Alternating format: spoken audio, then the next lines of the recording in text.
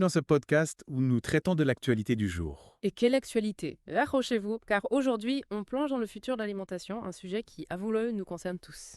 On a tous un rapport particulier à la nourriture et franchement, quand on voit les innovations de ces dernières années, on se dit que le futur s'annonce plutôt appétissant. Absolument. Prenons les mégalopoles, par exemple. Saviez-vous qu'elles produisent maintenant la majorité de leurs propres aliments? Fini les longs trajets en camion, bonjour! Les fermes verticales hyper connectées en plein cœur de la ville. C'est vrai, et en plus d'être incroyablement efficaces, ces fermes utilisent 90% moins d'eau que les fermes traditionnelles. Une vraie révolution pour la planète Or. Mais ce qui me fascine, c'est la personnalisation. On parle beaucoup d'alimentation sur mesure adaptée à nos besoins individuels. Ah oui, les imprimantes crodées alimentaires ont littéralement imprimé un repas conçu sur mesure en fonction de notre ADN, de nos allergies et de nos carences. Dites adieu au régime restrictif. On peut se faire plaisir tout en mangeant sainement. Mais parlons un peu de la star du moment. Ah, la fameuse viande cultivée en laboratoire. Aujourd'hui, la majorité de la viande que nous consommons est produite de cette façon. C'est fascinant de voir comment la science a répondu à une demande croissante tout en limitant l'impact environnemental de l'élevage traditionnel. Et en parlant d'impact, saviez-vous que le gaspillage alimentaire a quasiment disparu? Grâce aux nanotechnologies, on recycle pratiquement tous les déchets organiques et on les transforme en nouveaux nutriments. Exactement, c'est une boucle vertueuse incroyable. Et pour s'assurer que tout se passe bien de la ferme à l'assiette, la blockchain est devenue un outil indispensable. On peut désormais tracer chaque ingrédient, connaître son origine, son mode de production. Une transparence totale qui rassure et renforce la confiance des consommateurs. Et avec toutes ces options, il faut savoir s'y retrouver. Heureusement, l'intelligence artificielle nous donne un coup de pouce précieux. Ah oui, les diététiciens virtuels, ils analysent nos données de santé en temps réel, nos habitudes alimentaires, nos objectifs et nous proposent des menus personnalisés. C'est comme avoir un coach nutritionnel 24h24. On est loin des régimes standardisés d'il y a quelques années. On peut vraiment adapter son alimentation à son style de vie, à ses besoins du moment. Et pour compléter le tout, on a même des compléments alimentaires personnalisés, fabriqués en quelques minutes en pharmacie, grâce à notre ADN. La médecine personnalisée a fait des pas de géant. Mais attention, l'innovation ne s'arrête pas là. On parle même de restaurants holographiques qui permettent de déguster des plats du monde entier sans quitter son salon. Une expérience immersive incroyable. Parlons-en de cette immersion, justement. Figurez-vous qu'il existe un restaurant à Tokyo.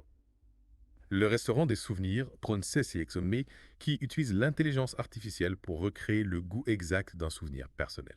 On pourrait donc revivre des moments forts de notre vie à travers le goût. Exactement. La Madeleine de Proust version 2.0.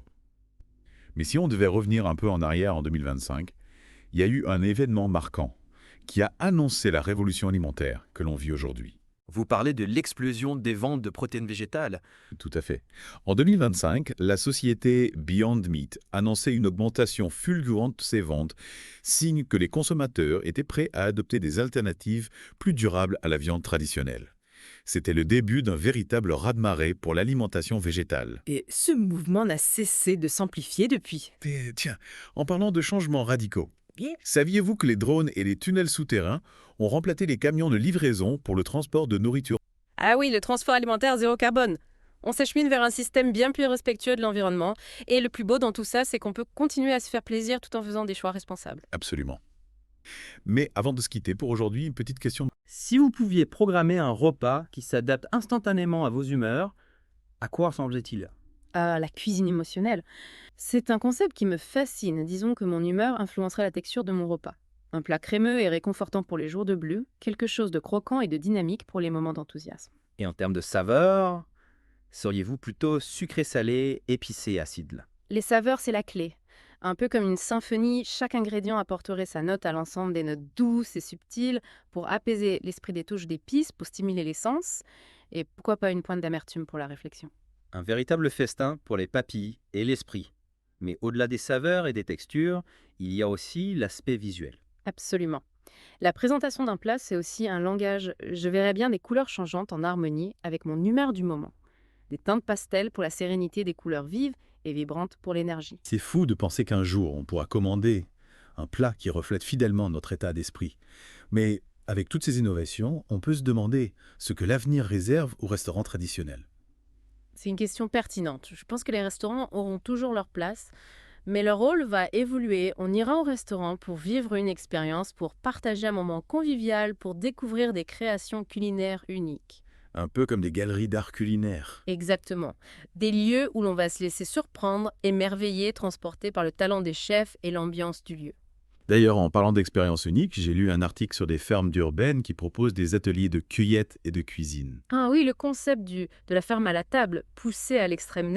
On peut choisir ses propres légumes, apprendre à les cuisiner avec des chefs renommés et repartir avec un panier de produits frais et locaux. C'est une façon de reconnecter les citadins à la nature et à l'origine de leur alimentation. Et puis c'est aussi une manière de soutenir l'agriculture locale et de promouvoir une consommation plus responsable. Absolument. Et n'oublions pas l'impact social de ces innovations. La démocratisation de l'accès à une alimentation saine et personnalisée pourrait réduire les inégalités et améliorer la santé de millions de personnes. C'est vrai, imaginez un monde où chacun peut manger sainement, sans se ruiner, sans faire de compromis sur le goût. On se rapproche d'une utopie alimentaire. En tout cas, on peut dire que le futur de l'alimentation s'annonce passionnant et plein de promesses, et qui sait quelles autres surprises nous attendent dans les années à venir. C'est ce qui est excitant. Merci à vous d'avoir partagé vos perspectives et à vous, chers auditeurs, merci de nous avoir suivis dans cette exploration du futur de l'alimentation. N'hésitez pas à nous faire part de vos réflexions et de vos envies gourmandes. On se retrouve très vite pour un nouveau podcast.